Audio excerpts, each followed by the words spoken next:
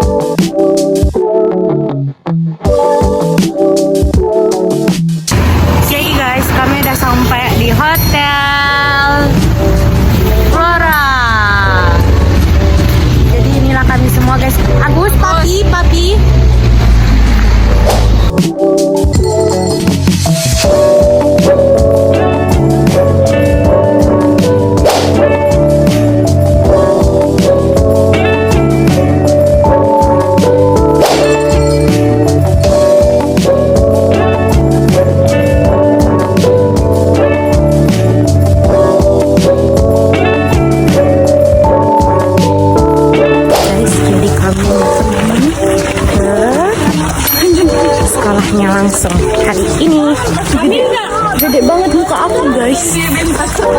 Jadi itulah kelompok kami. Ya Allah,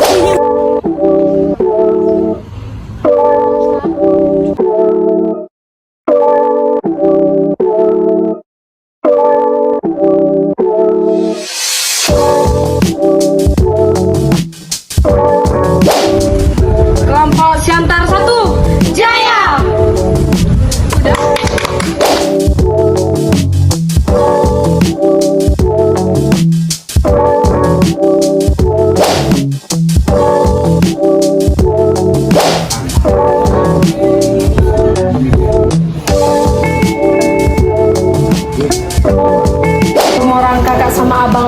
Melakukan presentasinya, orang kakak abang akan perkenalkan diri dulu. Pertama-tama udah nggak asing sih kan dengan alma mater ini. Ada nggak yang tahu ini alma mater apa? UI, USU ya, bukan UI ya. UI yang kuning, USU, Universitas Sumatera Utara. Oke, orang kakak dan abang di sini melakukan sosialisasi dengan mata kuliah ilmu pengatur perpajakan. Orang kakak dan abang akan perkenalkan diri dulu. Nama kakak Stefani Paulina. Nama abang Rindu Uluan Parli Sikula. Nama kakak Najwa. Nama kakak Novi Triani. Nama kakak Stefania. Nama kakak Abigail. Oke, di sini orang kakak dan abang akan membawa materi tentang pentingnya mengenal pajak sejak dini. Adik-adik kita speaking dulu nggak ya kan? Kalau dengar kata pajak, apa sih yang terlintas di benak adik-adik semuanya? Uang ya. Tapi ada nggak sih yang tahu apa sih itu sebenarnya pajak? Kan, oke. Perkenalkan diri dulu dong. Coba diri, boleh? Kan, perkenalkan diri dulu dong. Coba diri, boleh?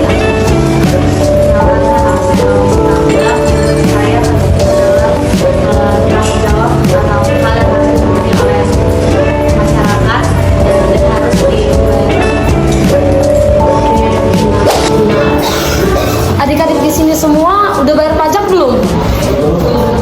Belum ya? Berarti belum dikatakan sebagai wajib pajak ya kan? Izinnya dek. Tapi belum bayar pajak. Tapi kalau siapa sih yang udah pernah makan di kafe atau restoran? Semua udah pernah kan?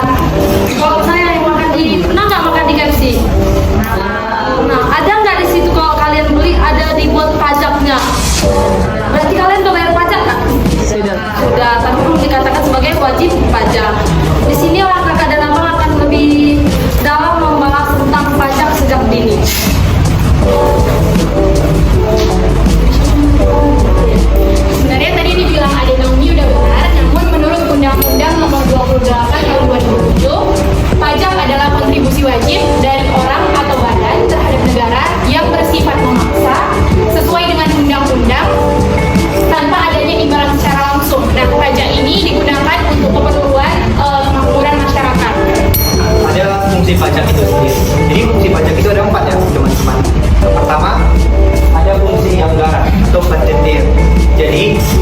itu kan kontributor terbesar pendapatan negara. Nah, nasi itu digunakan untuk membiayai pembangunan dan kepentingan negara. Yang kedua, ini itu ada fungsi mengatur, reguleran.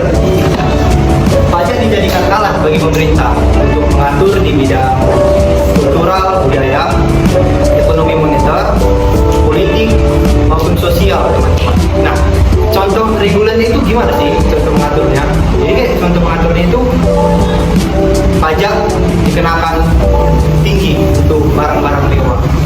Jadi guna pajak ditetapkan tinggi untuk barang-barang mewah itu supaya perilaku masyarakat nggak konsumtif, jadi nggak beli-beli aja tuh. Itu ada lagi pajak yang ditetapkan 0% ke ekspor.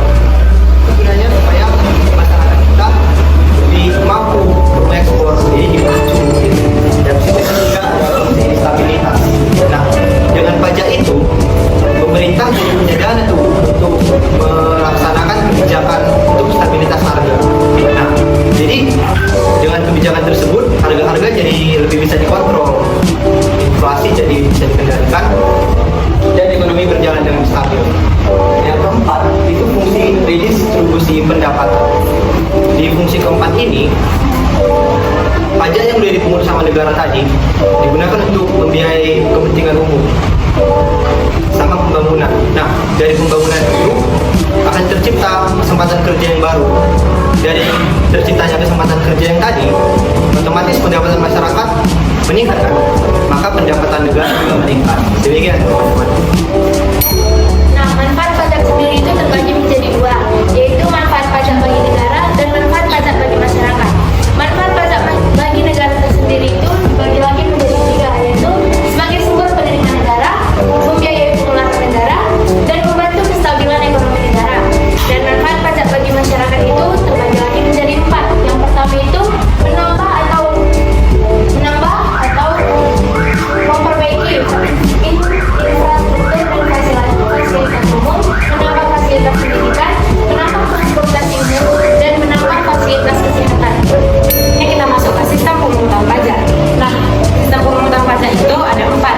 Yang pertama itu sistem. Nah, pusat asesmen sistem itu adalah pemungutan pajak di mana wajib pajaknya aktif. Wajib pajak itu adalah kita adik-adik. Nah, di situ wajib pajak akan menentukan sendiri besar pajaknya. Nah, sekarang itu Indonesia memakai sistem pemungutan pajak full self assessment system.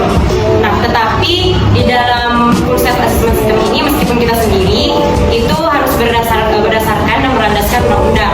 Dan selanjutnya yang kedua itu adalah semi self assessment system, di mana pemungutan pajak itu ada dua pihak yang aktif, yaitu wajib pajak dan fiskus. Fiskus adalah pemungut pajak, di mana wajib pajak akan menyetor pajaknya di akhir tahun dan pemungut pajak menyetor pajaknya akhir tahun kepada pemungut pajak. Nah, selanjutnya yang ketiga itu official assessment system, di mana wewenang untuk menentukan besarnya pajak ada pada pemungut pajak fiskus. Nah, di sini fiskusnya aktif tapi wajib pajaknya tidak aktif. Nah, di sini fiskusnya itulah yang akan menentukan pajak kita sendiri. Nah, selanjutnya yang terakhir itu adalah withholding tax system.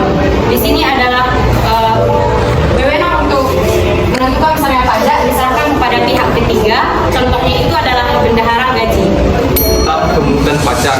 Pertama itu pelanggaran pasif dari wajib pajak, maksudnya adalah adanya hambatan yang mempersulit untuk membayar pajak. Misalnya itu seperti kurangnya kesadaran dalam membayar pajak. Yang kedua itu mungkin sistem perpajakan yang sulit dipahami oleh masyarakat. Apa yang menyebabkan rendahnya kesadaran masyarakat untuk membayar pajak itu? Pertama, tidak taat pada undang-undang. Masyarakat melalaikan membayar pajak karena tidak taat pada undang-undang. Yang kedua itu tidak mengetahui penggunaan pajak. Masih banyak masyarakat yang tidak mengetahui fungsi pajak bagi negara. Salah satu fungsi pajak bagi negara adalah itu fungsi mengatur yang berguna untuk menghambat laju inflasi. Yang kedua, mengapa sistem pemungutan pajak harus diselenggarakan? Agar memudahkan si wajib pajak dalam menghitung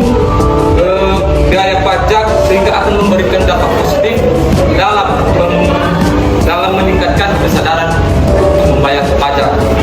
Contohnya itu biaya materai yang disederhanakan dan 167 macam menjadi 2 tarif, yaitu tarif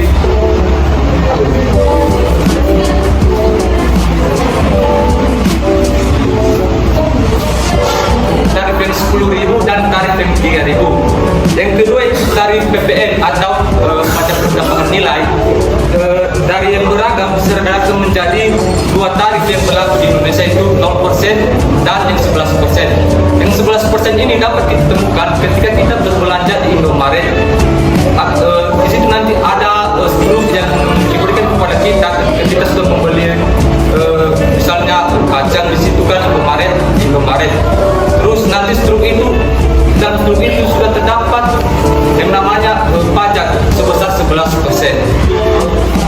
Solusi dalam menghadapi penggunaan pajak itu yang pertama itu melakukan sosialisasi dan seperti yang kami lakukan sekarang ini. Yang kedua itu menyisipkan materi di MKWK. Yang ketiga itu inklusi pajak. Inklusi pajak ini artinya edukasi pajak yang ditujukan kepada peserta didik untuk mengintegrasikan materi inklusi pajak dalam kegiatan pembelajaran para peserta didik. Yang keempat itu sistem pajak perlu disederhanakan. Seperti yang saya jelaskan tadi, sistem pajak itu perlu disederhanakan supaya memudahkan si wajib pajak dalam membayar pajak. Terima kasih. Yang kedua itu kendala yang dihadapi dalam sistem pajak dari wajib pajak. Maksudnya adalah usaha yang membuat kendala itu hambatan pembayaran pajak. Ada 2 bentuk perlawanan tersebut. Yaitu upaya berikan pajak dengan tidak menunda. Misalnya mengajukan keringanan pajak. Kedua yang evasion, yaitu upaya berikan pajak dengan melawan undang-undang. Misalnya melakukan penggelapan pajak. Contohnya wajib pajak yang tidak melapor sebagian atau seluruh penghasilannya ke dalam SPT. Yang tiga itu pengenalan pajak sejak dini kan juga akan ada buat tulis untuk 1 orang yang hadiah uang tunai. Nggak banyak sih, cuma cukup lah kalau untuk beli nasi campur, es manis. Siapa nanti yang tahu langsung aja tunjuk tangan, hadiahnya uang tunai. Oke, tadi kan udah ada tuh dikatakan manfaat pajak. Apa sih sebenarnya itu manfaat pajak?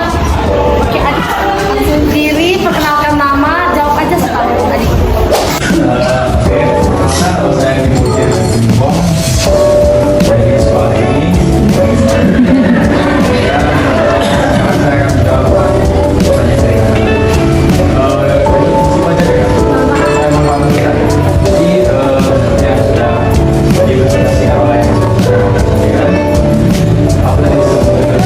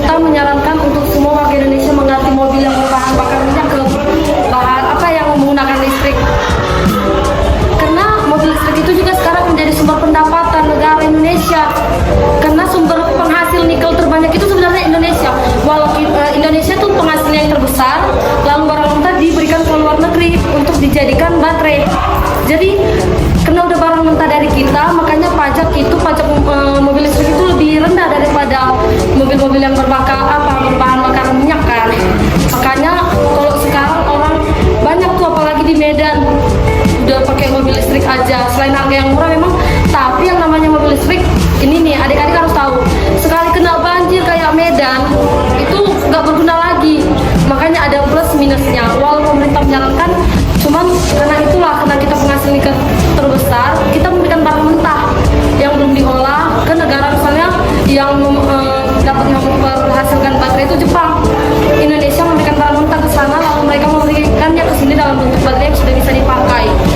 Makanya pajaknya lebih rendah.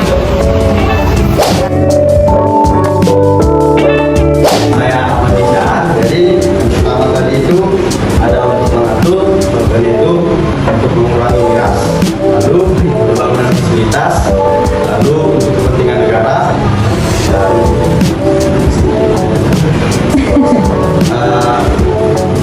redistribusi, terus Tepuk tangan dong untuk semuanya.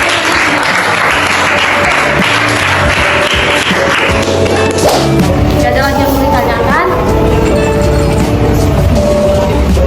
Udah nggak ada nih. Udah. Mungkin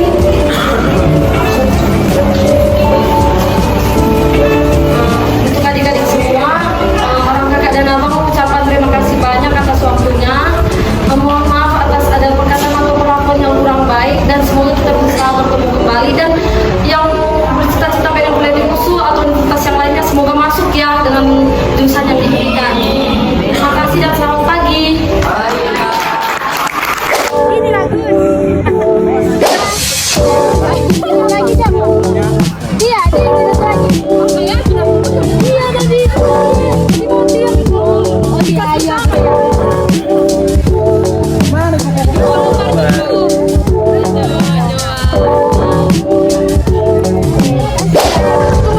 Satu, dua, tiga. Anak pajak. Tiga. Anak pajak. Anak pajak.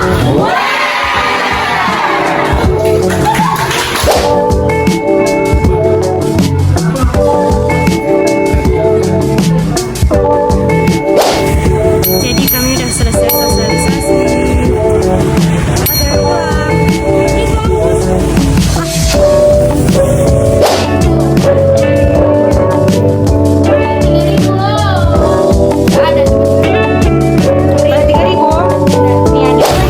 Di sini sebelum kami pulang, kami mau makan dulu.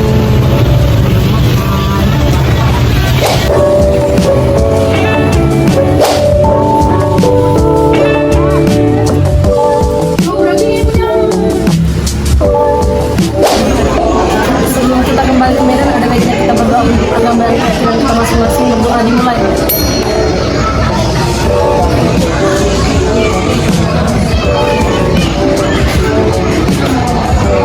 Berdoa selesai.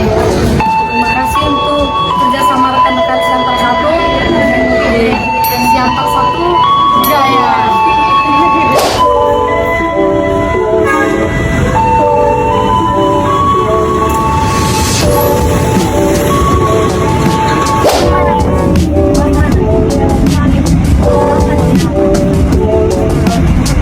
Few moments later.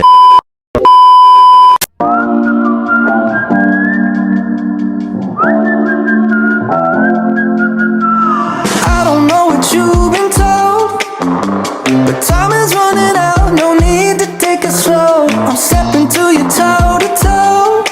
I should be scared, honey, maybe so, but I ain't worried about it right now. You keep them dreams alive. 1999 heroes. I ain't worried about it right now.